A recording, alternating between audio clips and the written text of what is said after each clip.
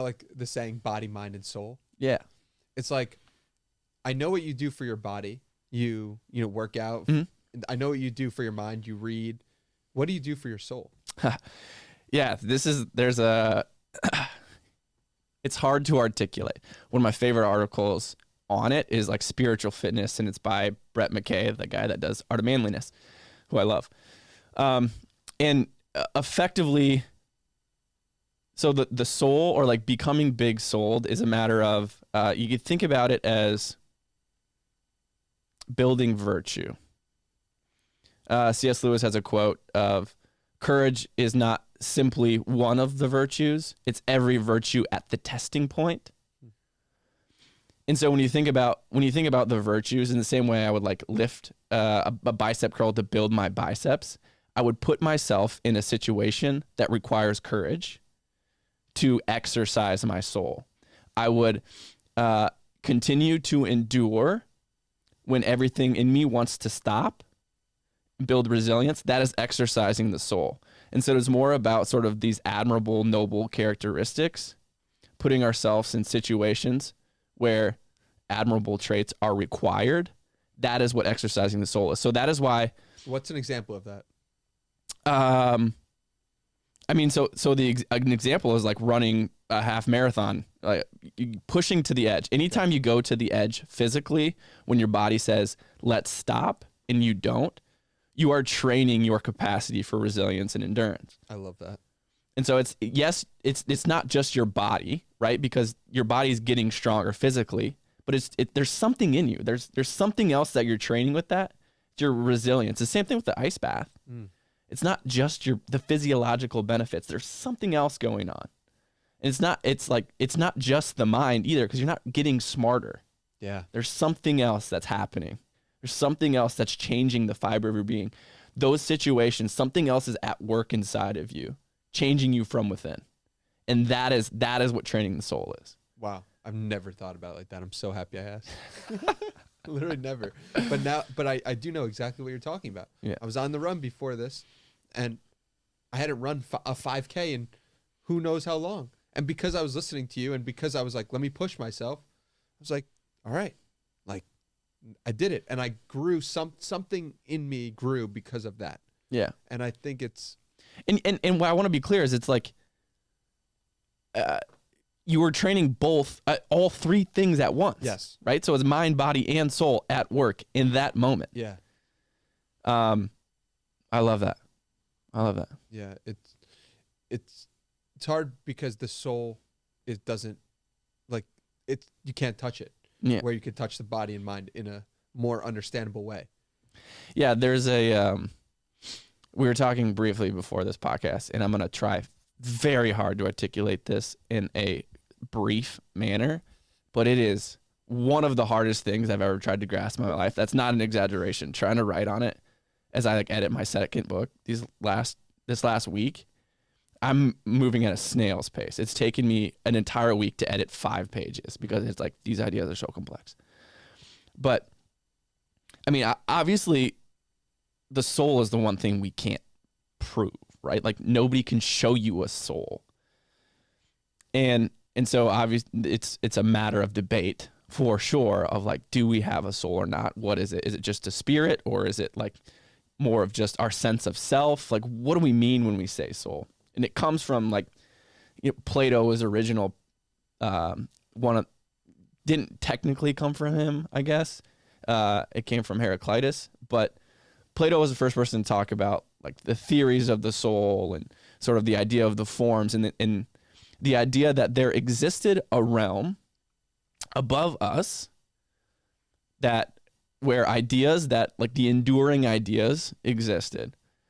You could think about it in the context of Jung's collective consciousness. There seems to be this well that we are all drawn from and return to that precedes us. Now, Jung and Joseph Campbell both thought that in the context of consciousness and myths specifically, myths were effectively our soul educating ourself. Because what they did is, first with the creation myths and then with hero myths, is they tried to deliver messages for how to develop.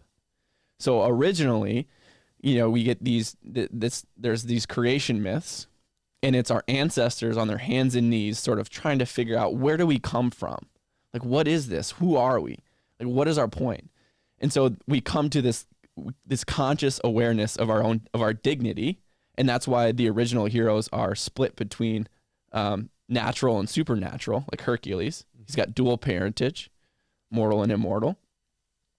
And that is humanity wrestling with the fact that there seems to be something more than animal in us, but less than angel. We seem to be equal parts finite and infinite. How do we reconcile these two things? And so how they did it was in the theater of myth. Shakespeare said it called myths mirrors, where we can examine the mysteries of the energies inside us.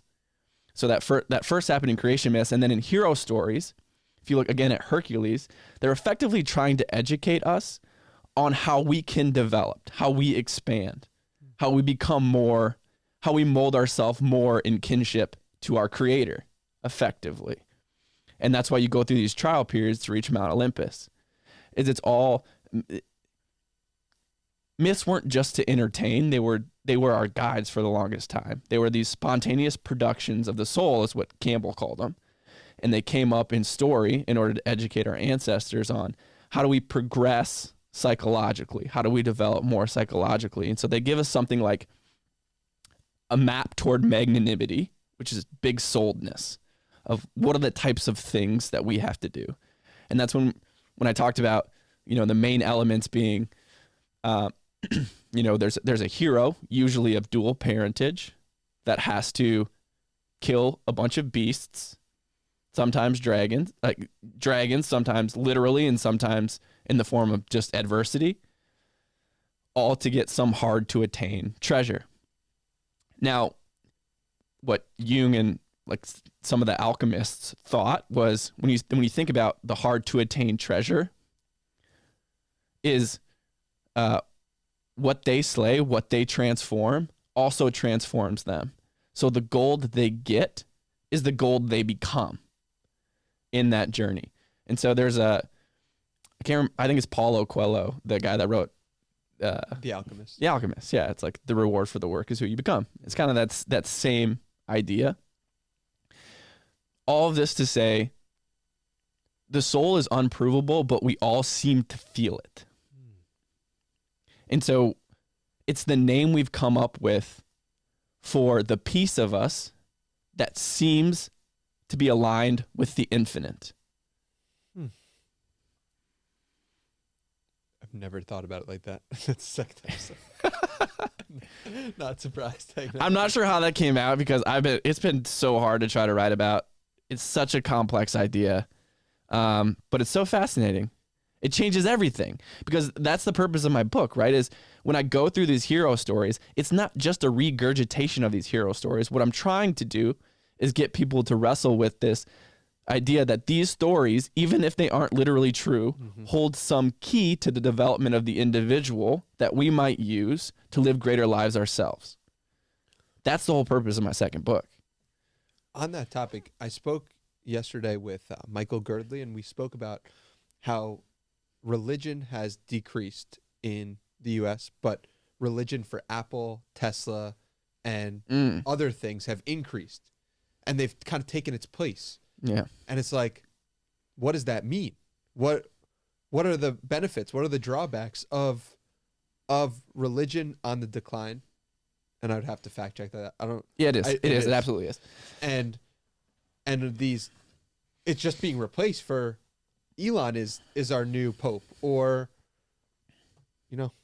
Steve Jobs before Tim Cook. So yeah, I'm not saying we're there yet, but this was the same exact issue focused on by Nietzsche when he said God is dead. Right. And he's like, what games must we invent? And he was effectively foreshadowing the rise of Nazism and communism, because there is a hole that exists in our heart. It's a God-sized hole is what Blaise Pascal called it. And if we don't fill it with God, we're going to fill it with something else to make chaos order, to give us structure.